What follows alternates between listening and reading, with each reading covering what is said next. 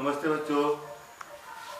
आज हम लोग लैंड डिग्रेडेशन के बारे में पढ़ेंगे।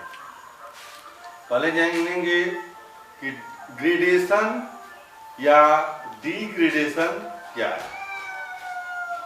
Gradation is two types, degradation and aggradation. Gradation दो तरह का होता है, degradation and aggradation and degradation. Degradation is the process which land या rock particle are break from upper part and deposited in the lower part. And degradation is the process which land are covered by the upper part of the particles. जैसे कोई upper part से rock particle break होकर के erosion की activity से break होकर के और वह रेन वाटर के द्वारा या ग्लेशियर के द्वारा या विंड के द्वारा वह लोअर पार्ट में डिपॉजिट होता है और लोअर पार्ट जो है फिलअप हो जाता है, वह होता है एग्रेडेशन। और जो अपर पार्ट से जो पार्टिकल ब्रेक होता है, ठीक है, तो वहां जो चेंजिंग होता है वह होता है डिग्रेडेशन। जैसे ग्रेडेशन एक्टिविटी में एग्रेडेशन या डिग्रेडेशन दोनों एक्टिविटी में चेंजिंग आता है। डिग्रेडेशन में अपर पार्ट ब्रेक होता है तो वहां भी चेंजिंग होता है जहां पर ब्रेक होता है, और डिग्रेडेशन में जो अपर पार्ट ब्रेक होता है वहां भी चेंजिंग होता है, और एग्रेडेशन में जो लोअर पार्ट कवर होता है या फिलअप हो जाता है तो वहां भी चेंजिंग आता है। पहले लोअर पार्ट था, धीरे धीरे वो फिलअप होकर के अपर बन जाता है, और जो अपर पार्ट था वह धीरे धीरे कट करके लोअर बन जाता है। तो दोनों स्थिति में चेंजिंग आता है। उसी तरह से हम लोग आज पढ़ेंगे लैंड डिग्रेडेशन के बारे में कि लैंड डिग्रेडेशन क्या होता है। Land degradation is the process which land unfit for cultivation. Land degradation is the process which land unfit for cultivation. जैसे जब लैंड पार्ट डिग्रेडेट हो जाता है वहां से, जैसे मान लो कि जो सॉइल में फर्टिलिटी होता है वह विंड के द्वारा या रेनफॉल के द्वारा वहां से कटाव क्रिया होकर के और सॉइल कट करके दूसरी जगह चला जाता है, तो जो उसमें जो ह्यूमस की मात्रा होता है या फर्टिलिटी जो होता है वह धीरे धीरे लॉस हो जाता है और वह लैंड क्या होता है, डिग्रेडेट हो जाता है। ठीक है, तो वह अनफिट हो जाता है, कल्टीवेशन करने के लायक नहीं होता है। यह एक्टिविटी अल्काइन होने से भी होता है। जैसे मान लो कि अधिक मात्रा में इरिगेशन फैसिलिटी पहुंचाने पर धीरे धीरे वह लैंड जो होता है वह लैंड की जो क्षमता है वह धीरे धीरे कम हो जाती है और वह अनफिट हो जाता है। There are many causes of land degradation. बहुत से कारण हैं लैंड के डिग्रेडेट होने का, उसके बारे में हम लोग जानेंगे। तो causes of land degradation.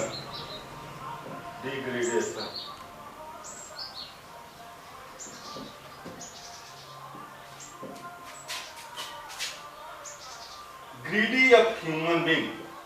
Greedy of human beings.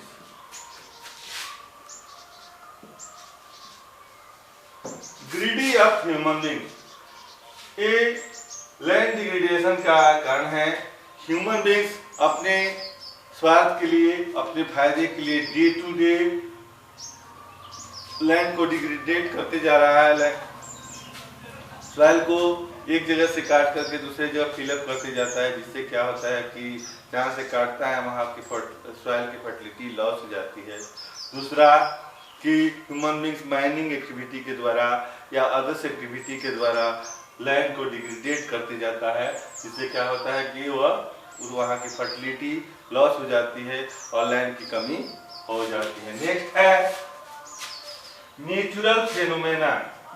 Natural phenomena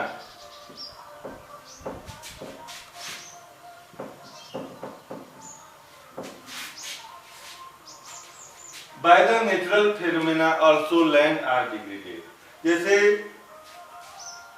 natural phenomena के द्वारा भी लैंड डिग्रेडेट होता है। जैसे मान लो अर्थक्वेक एकाएक हो गया, तो वहाँ जिस प्लेस पर अर्थक्वेक होगा वहाँ पर लैंड डैमेज हो जाता है और लैंड डिग्रेडेट हो जाता है।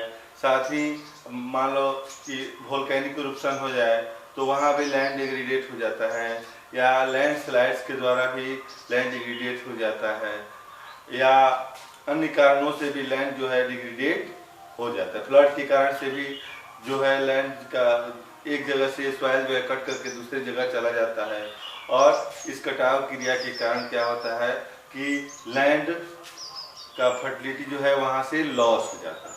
तो नेचुरल फेनोमेना भी एक कारण है जिससे क्या होता है लैंड डिग्रेडेट होता है। दूसरा है unbalance in the environment. Unbalance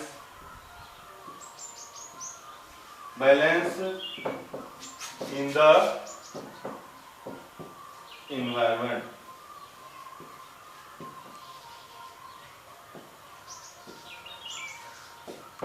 unbalance in the environment यह भी लैंड डिग्रेडेट का कारण है, क्योंकि हमारे इन्वायरमेंट में बैलेंस होना जरूरी है।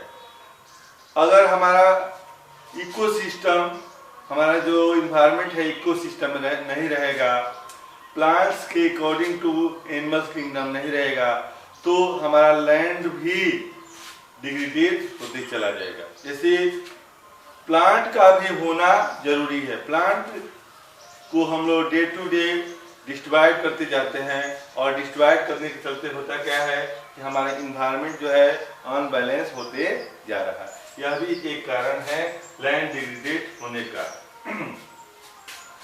Next, due to grazing, over grazing and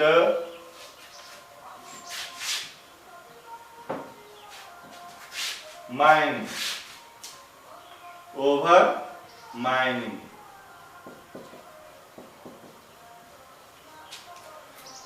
due to over grazing and over mining, अधिक से अधिक मात्रा में ग्रेजिंग करने से क्या होता है कि लैंड एनिमल्स के द्वारा क्या होता है कि लैंड डिग्रेडेट होते चला जाता है, दूसरे एक जगह से कट करके दूसरी जगह सॉइल चला जाता है, तो उससे भी हमारा लैंड डिग्रेडेट होता है। और ओवर माइनिंग एक्टिविटी होने से भी लैंडस्लाइड होता है, जिससे क्या होता है कि हमारा लैंड डिग्रेडेट होता है। Now we will discuss about the land conservation. Land conservation के बारे में पढ़ेंगे, क्योंकि लैंड को कंजर्व करना बहुत ही जरूरी है। अगर हम लैंड कंजर्व करेंगे तब जाकर के हमारा जो है इकोसिस्टम या बैलेंस में रहेगा, हम लोग डेवलप करेंगे। इसलिए लैंड कंजर्वेशन को जानना है बहुत ही जरूरी है। यह इंपॉर्टेंट टॉपिक है, क्वेश्चन भी आता है what is the process of land conservation, इसके बारे में ज्ञान में आता है। तो बच्चों ध्यान देंगे लैंड कंजर्वेशन क्या है और how to conserve the land, इस पर ध्यान हम लोग देंगे।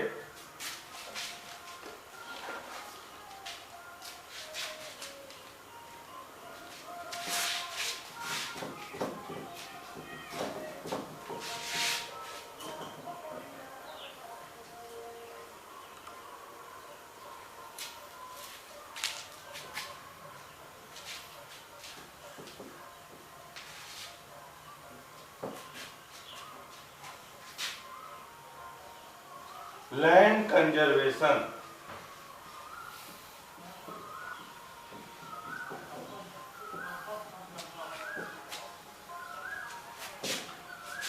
We can take the many step for land conservation। हम लोग बहुत से स्टेप ले सकते हैं लैंड को कंजर्व करने के लिए, क्योंकि लैंड को कंजर्व करना बहुत ही जरूरी है। तो इसके लिए हम लोग क्या करेंगे, लैंड रिक्लेमेशन करेंगे। Land reclamation. अगर किसी लैंड का फर्टिलिटी लॉस हो जाता है तो उसके लिए सही तरीके से उपचार करेंगे ताकि हमारा लैंड जो है रिक्लेमेशन हो जाए। जैसे मल्चिंग मेथड है या अन्य मेथड का यूज करके क्या करेंगे कि हम लैंड को कंजर्व करेंगे, रिक्लेमेशन करेंगे ताकि हमारा लैंड जो है कंजर्व हो जाए और साथ ही हमारा लैंड सुरक्षित हो जाए। नेक्स्ट है use of chemical fertilisers. Use of chemical fertiliser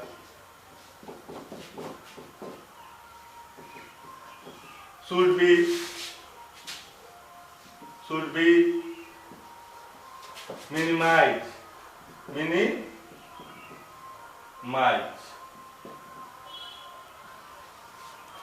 use of chemical fertiliser should be minimise, यानी chemical fertiliser day to day हम लोग यूज करते हैं, इसको मिनिमाइज करने पर हम लोग लैंड को कंजर्व कर सकते हैं। क्योंकि केमिकल फर्टिलाइजर्स का अधिक से अधिक मात्रा में यूज करने से लैंड की फर्टिलिटी जो है लॉस होती है। तो इसको हम लोगों को मिनिमाइज करना चाहिए और उसकी जगह पर केमिकल फर्टिलाइजर्स की जगह पर हमें नेचुरल मैन्योर का यूज करना चाहिए, काउडंग का यूज करना चाहिए ताकि हमारा लैंड का फर्टिलिटी लॉस नहीं हो। इसके लिए हमारे गवर्नमेंट में भी केमिकल फर्टिलाइजर्स के लिए हमेशा सुझाव देती है, किसानों को हमेशा सुझाव देती है कि केमिकल फर्टिलाइजर्स का अधिक से अधिक मात्रा में यूज ना हो। दूसरा है कि बैन ऑन द ओवरग्रेजिंग।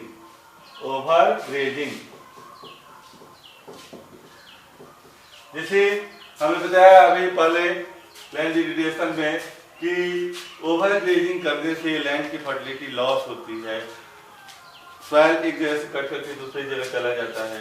तो इस पर अगर रुकावट हो, मिनिमाइज हो, इसको मिनिमाइज भी कर सकते हैं। मिनिमाइज द ओवरग्रेजिंग, कम कर दें तो क्या होगा, बैन नहीं, इसको मिनिमाइज कर दे। मिनिमाइज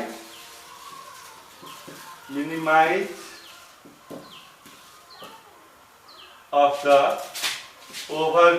ओवरग्रेजिंग को मिनिमाइज करें। इससे क्या होगा कि हमारा लैंड की जो फर्टिलिटी है वह लॉस नहीं होगी, वह लैंड जो है एक जगह से दूसरी जगह डिग्रेडेट होता है, उससे क्या होगा कि ये बचेगा। लैंड को ओवरग्रेजिंग से बचाने के लिए हमें क्या करना पड़ेगा कि अधिक से अधिक संख्या में जो हम पशुओं को लैंड करते हैं उसके लिए अलग से फॉडर का यूज करना पड़ेगा, जिससे क्या होगा कि लैंड की फर्टिलिटी लॉस नहीं होगी और हमारा लैंड डिग्रेडेट नहीं होगा। Rotation system, use of rotation system, use of rotation system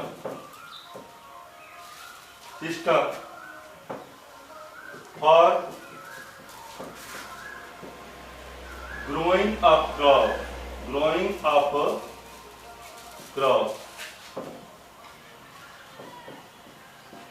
crops को लगाने के लिए रोटेशन सिस्टम का यूज करने से लैंड डिग्रेडेट नहीं होता है। जैसे रो के अकॉर्डिंग टू अगर हम क्रॉप्स को लगाएंगे तो वह जो है लैंड जो है एक जगह से दूसरी जगह उसका जो सॉइल है वह कटेगा नहीं, इरोड नहीं होगा।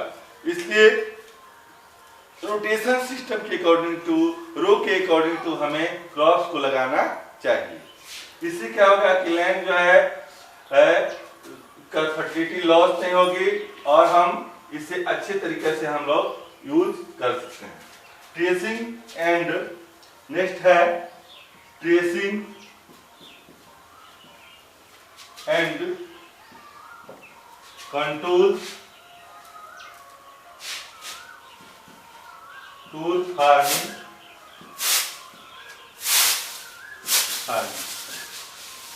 Use of tracing and contour farming. अगर हम ट्रेसिंग एंड कंटूर फार्मिंग का यूज करें तो क्या होगा कि हमारा लैंड का जो डिग्रेडेट जो होता है वह बचेगा।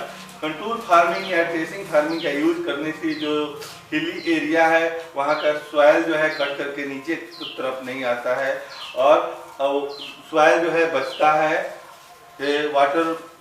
वाटर से या रेन वाटर से या किसी एक्टिविटी से वो सॉइल जो है बचता है। तो हम क्या करेंगे, use of tracing and contour farming, tracing और कंटूर फार्मिंग का यूज करेंगे जिससे हमारा जो है लैंड डिग्रेडेट होने से बचेगा। नेक्स्ट है एफॉरेस्टेशन।